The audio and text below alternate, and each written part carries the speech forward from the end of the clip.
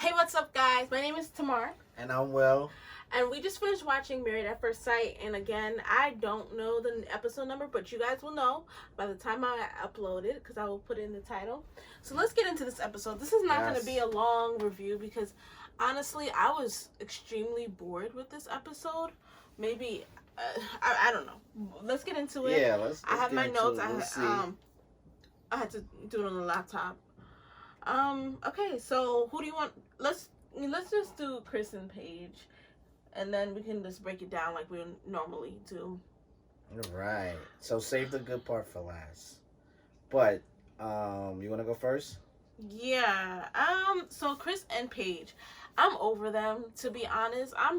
I'm just over them. What I put is literally, why are you here? And Chris doesn't know how to play card games, and I know like some Christians don't play card games because they think that's the devil's work. Meanwhile, you're having sex unprotected, but that's a whole other story. And Chris had the nerve to suggest Bible study, and they prayed together, and I put bad example because as a Christian, Wait. Before you go into that, because I wanna definitely dive in deep with you on that. But let's go back a little bit to like let's let them know, like, case what happened in the beginning. Like, remember after they met, it started off. She haven't heard from him in 2 days after they said let's become friends, let's reset. Oh, see, I really was not paying attention. So okay. First of all, last week, if you watched our review last week, I said that was BS. Chris doesn't want anything to do with this girl. He just didn't want to come off to seem like he just was using her to find out what the pastor said about him. That's my honest opinion. It had nothing to do with him actually wanting to do something. He knows he thinks he knows how to play chess. Yeah. Clearly, that seems to be the situation. But want me continue? Yeah. So basically, he had the nerve to say he paused his thoughts on a divorce, and it's just like before what's her name, Dr. Viviana. Before she got there, he's just sitting on his phone. He does not care. He's in another world. And, some people, they're always in their phone. But we saw Chris before he got married. We saw him and how he interacted with people. And he wasn't always on his phone like that. He's using that for, I think, him being on the phone from when he spoke to the pastor. And the pastor started telling him things that he didn't want to hear. And then last week, and also when Mercedes and Paige met, I think the phone usage is for multiple things. One, he doesn't care, but also it's a defense mechanism and kind of anxiety type thing. You know how like some people when they're stressed out they smoke cigarettes. Some people when they're stressed out they could be doing nothing on their phone, but the action of scrolling on their phone kind of gives them that sensation of just like something to do. So, but if he was a smoker, I'm pretty sure he would be on his 10th cigarette. So anyway, so getting back, Dr. Viviana, she comes in, they sitting down, they're talking. She asks, she goes through, I guess Paige took her back to the beginning. She told Chris, I don't know you, and he was starting to give that look. It seemed like he was going into his bag from like the last week and a few weeks. Every time someone is holding him accountable, he dives into this person where he feels like he's being attacked, and he sort of like tries to fight back by for example, one of the things that happened, all she said was, I'll just take a phone call, a text message, and he had the nerve to say it was too much. Are you kidding me? I didn't even see that part. Like, he said he feels forced. Like, we're starting a friendship. I asked you because he doesn't want to be there. Exactly, he doesn't want to be her friend. He was using her.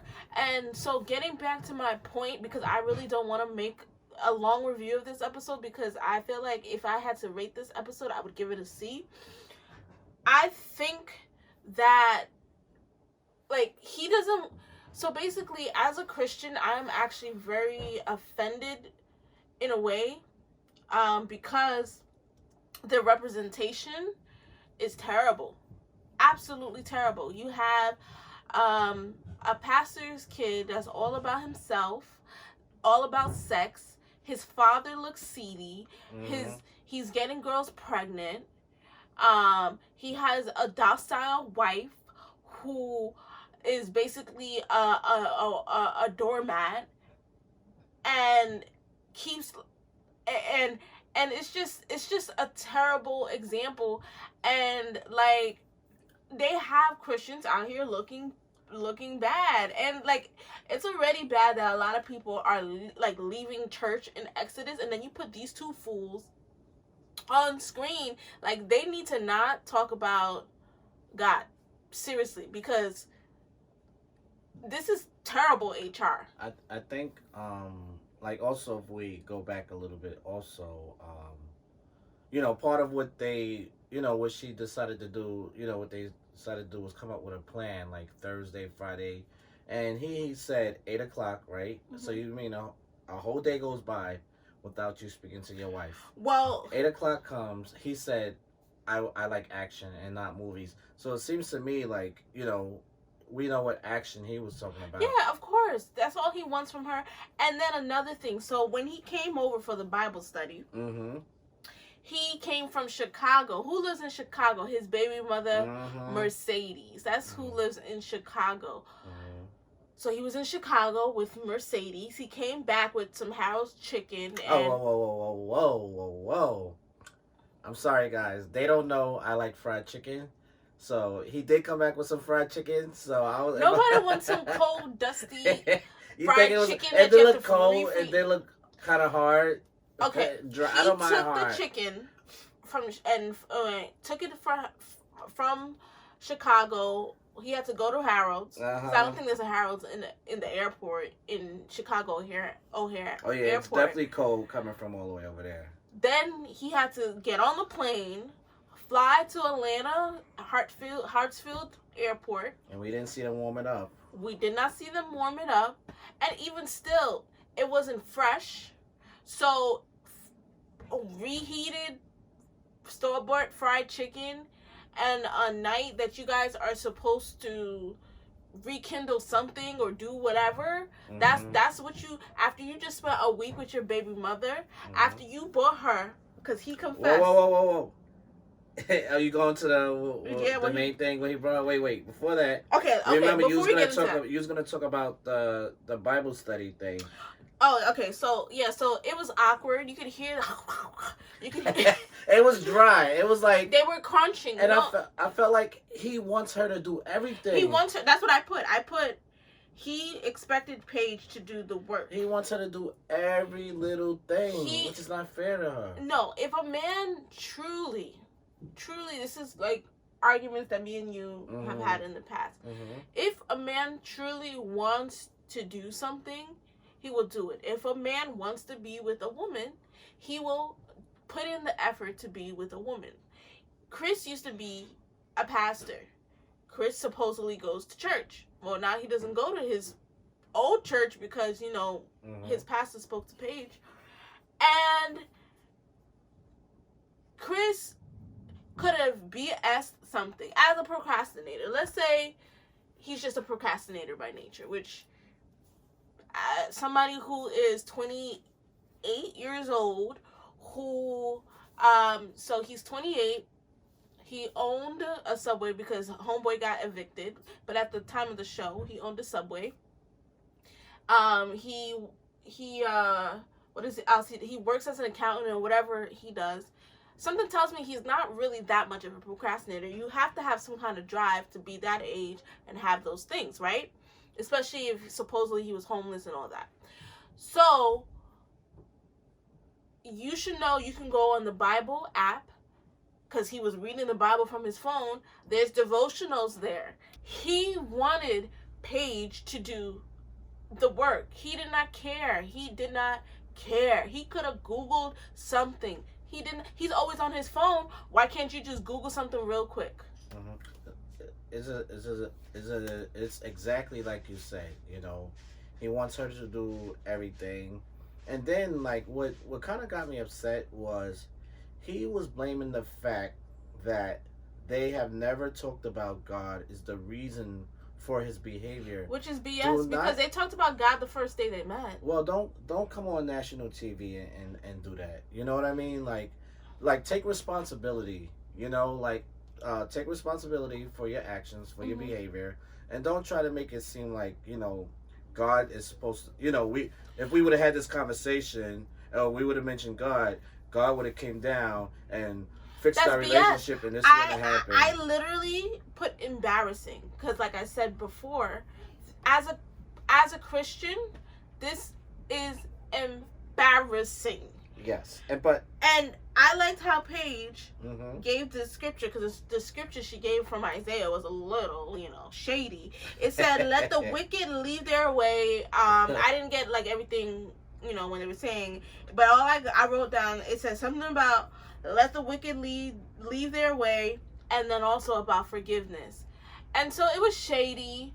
I honestly, why are they there? Just move on. I can't. I mean, this is cringe. She explained to Dr. Viviana, her reason why she's there is because, she wants to, be that Christian woman and not give up on her family. But she knew homeboy for 3 weeks. That's true. This is literally 3 weeks. You did not have a real relationship with him. You did not have you never had a real marriage with him. Yes, legally you had a technically real marriage, but you didn't have like a real marriage. So now the best part. So everything was, in my mind, I'm like, something is about to happen, right? But it was because it's them. And it's not even one of those situations where you're like, oh, this is going too well. We know something gonna happen because it wasn't really going too well. You just didn't really trust it. But as always, Chris always has something up his sleeve. So basically, this ninja boy. His baby mother, supposedly, who's pregnant, because again, I said I'm going to give her the benefit of the doubt. She's not pregnant anymore, but supposedly at the time she was pregnant.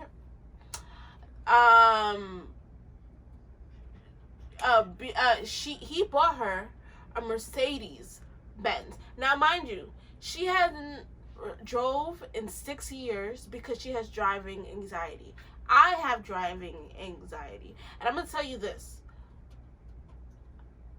There's no way, supposedly, in 9 months, she would work up the nerve, especially, think about it, she's pregnant, a growing stomach, she's just, you have to, she already, the anxiety about Chris, everything that's going on with Chris, there's so much going on that she would be prepared to drive that car in 9 months.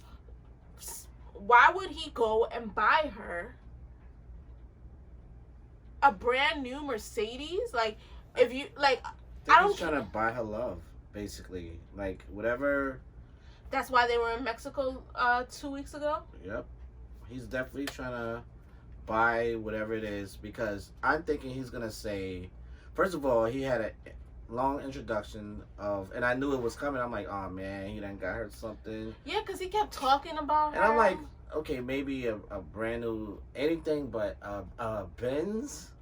Because her name's a Mercedes, you can get her a used 10-year-old. Yeah, I was thinking like she would have got something used, and people usually get the. He claims he has all this money. He could have just paid for a ride share for a year for her. Yep. Anyway, I think that can be it with Paige and Chris. That's it, because we spent too much time. I'm over them. Next, let's talk about who did I want to? Oh, next let's talk about Haley and Jacob. So I got two things to say about them. Like literally, it's yeah, like, me too. right. Awkward. Haley likes to pick a guy apart. Yeah, there you go. That's one thing. And like it's the same thing over and over each week. Like I said, with them, it's just like, Haley is not ready for marriage. Haley doesn't know who she is yet. In my humble opinion, she really doesn't know what she wants, who she is. She needs to, I feel like, do some searching on her own without her friends, but like some searching of who her identity is without friends. Like, who is Haley without a husband, without a friend, without people? Can she stand on her own and be comfortable in her own skin? That is number one. And the fact that, you're a married woman, and we talked about this last week. She hung out with Paige, and now in this episode, she wrote her brand new husband she might be staying over at Paige's. Like, you cannot move like you're a single girl with no man when you're married.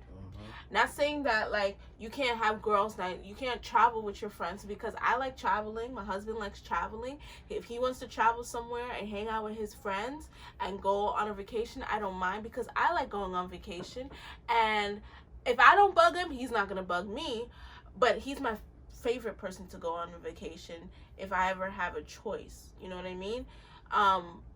But sleeping over somebody's, especially when the person lives in the same building as you, and your husband is literally a floor away, you cannot move like a single woman. And I think the Virginia has that same issue. Certain things that you can do, and it's not just for women, it's for men too. Well, we on Haley. I know, I'm not talking, but I wasn't talking about Virginia. I was just talking about how. Yeah. Okay. So there's certain things that you cannot do, male or female, or in between. Once you are committed to a partner, you cannot move separately because you're one now. Yeah. You basically covered everything. That's how boring they really were. Next, Clara and Ryan. I really didn't write anything for them. Well, I think. But I do have some stuff. But you can say something. I think. Well, we all know Ryan seems uncomfortable. In moments, shy. He liked to move slow. But I get where he's trying to go. He's like sort of like what me and you done in the beginning, like when we tried to, build that relationship. And to me, it seems like her past I didn't try. He tried. I was like Clara, like, boy. Yeah, but at the same time, I think I felt like you were more understanding than she is. Yeah, she's not. I don't want to say she's a space cadet, but she's just. Oh, I do have something to say. She said sex was always just sex to her. She never had an emotional tie to it, and I think because, like, when I say she's a space cadet, and I don't mean any harm by that. I mean, yeah, it's kind of mean, but her husband was speaking key facts last week, and she was like, "Oh, I felt like I was at a motivational thing." Some people don't have that elevation in their mind or that capacity to be woke. And woke doesn't mean just like power to the people, but to have that consciousness. She doesn't have that consciousness. It hasn't clicked for her. Maybe it will never click for her. She just doesn't. Yeah, she goes on protests and stuff like that, but she does not have that consciousness to really connect to her with her inner self and the world around her, and that's why she doesn't understand Ryan when he's saying how he wants to build himself up as a man and grow, or when talking about sex, she doesn't understand sex outside of sex. She doesn't see sex with emotion. She doesn't understand it. And I feel like I'm not saying that maybe she was sexually abused or whatever, but there's something deep seated in that where she is emotionally detaching herself from sex. People, there has to be a reason why she has an emotional detachment from sex. I think he really wants to focus on building that foundation this way. Like you mentioned, Virginia, and Eric, like they have a connection, right? That if something happens, they know they have like that intimacy to fall back on. But with these two, he's saying, I want to build a foundation just in case something happens. We don't have to rely on sex. You know what I mean? We don't have to, because if sex drives the relationship, I think Dr. Viviana was trying to say to her, like, she depended on that and her relationships. But she said she doesn't. But what's crazy is she said she has no emotional attachment to that. I really feel like it's something deep seated, and I want to know what happened to her at the Bible school and what happened to her growing up. Yeah, I want to know. And too. I wonder if that's the connection with it. If you know what I mean, you know what I mean. I think that she has an emotional attachment, but like I said, she mentally turns her brain off. Like she mentally shuts down, because if you don't have emotional attachment when you have sex, then why were you hurt that your ex only would have sex with you 3 times a year? And I like how she laid it out, like, what is sex to you? Because he puts it on a platform. Yeah. You know what I mean? Like, you know what I mean? And she doesn't value sex as, you know what I mean? Her thing is... My thing is, what does she value? Yeah. She doesn't value, like what things as a person, for personal growth, does she value? She couldn't take when he wanted to talk about goals, like real life goals and setting it up. She felt that was boring. She feels like sex is not that serious as people make it to be. She doesn't have a religion, which, a lot of people, which I feel like you should have a spiritual connection with God. But she doesn't. She's just like a free for all. Because she don't believe anymore, which means something happened. That's what I said. That's what I. There's a big chunk that's missing where the full story's not taken. That she needs therapy with. But what does she truly value? Like, where is her moral compass? Where is her emotional compass? Where is it? We have yet to see that from her. Last two. Hallelujah. Brianna and Vincent. Honestly, I'll let you talk most of the time this one, but for me, this one, I felt like it was nothing to be said either, because they both talked about what happened last week. Yeah, and it was like exactly what I said. So I just want to say I was right about that. He was embarrassed. Yeah. And yeah, exactly like you said. He was embarrassed. He was ashamed of his... See, I didn't, like, last week, I didn't connect, like, his weight being a factor. Yeah, because I did watch him. I was like, oh, he has a little stomach on him. Yeah, I know. I seen that he gained weight too, but it made sense. Corona gained weight. She cooks good. Yeah. You know what I mean? So I can see those things playing a role, like, out of all levels. You guys wait till, number one, you put me in a situation where I'm uncomfortable and I don't know what I'm doing. I'm up here looking fat, out of shape. You know what I mean? Yeah. So I'm not gonna be happy. And then I'm here talking about, I'm gonna teach you Spanish. I'm so proud of my heritage, and I can't even do this dance because he wants to show off for her. He wants to show what he has to offer that's interesting about him. Like I may not have this, and this, but I can give you this. I can show you this part of my world that you may not be able, that you don't know to give me. So I'm gonna be able to provide that for you. And now here, she is like, hey, let me, since you're Mr. Latino, let me show you. But because she doesn't know the culture, she didn't realize, there's different dances. For me, like I said, I can dance salsa, I can dance merengue, I can't dance bachata. There's different, but you have to be in the culture to know that. But after that, it was smooth sailing from here on out. Mm-hmm. The love game they played, it was amazing. That was really sweet how he did the pillows and the lights. I think this couple, they, the dramatics of him getting sensitive, that's production. Of course, he does have moments where he does get sensitive, but I think this couple is a strong couple, just like I think Eric. Did we even talk about Eric and Virginia? No, that's the last one. Oh, see, like, some people are forgettable. But just like... Oh, when I said last two, I meant last two couples. Oh, okay. So Eric... So like Eric and Virginia, I think they're strong couples. I just think, there's little kinks that they have to work out, but they're fine. So let's move on to Virginia and Eric. So Virginia's dad is... Virginia grew up in Alabama. Her dad is conservative.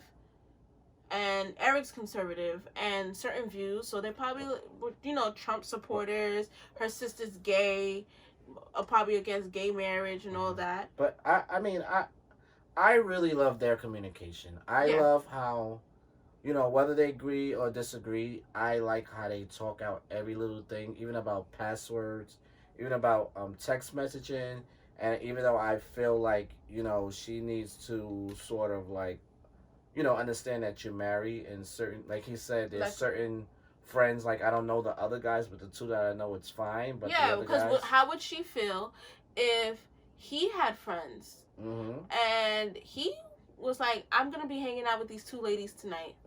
How would she feel? Another big thing from them is Eric said if she doesn't have kids, he's done.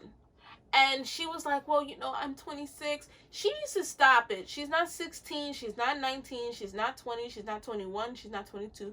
She's 26. She needs to stop it. She's not a little kid.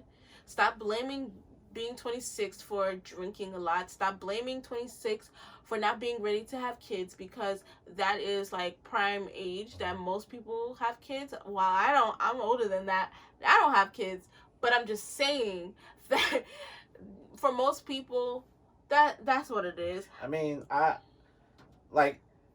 she did go into like her story of why, and I understand that. It's because of how she grew up. Yeah. Okay, yeah. I mean, I understand that, and I can sympathize with her as far as having a trauma in her life, and until she's healed from that, that did open the door to what's his name, Eric. Yeah. Him understanding like where she's coming from, and he's basically saying, if I knew this from the beginning, he wouldn't. I don't think what he said earlier would have been so, harsh. Like when he said that, because now he has something to sympathize with her with. I see them having kids. I see her becoming a housewife. Exactly.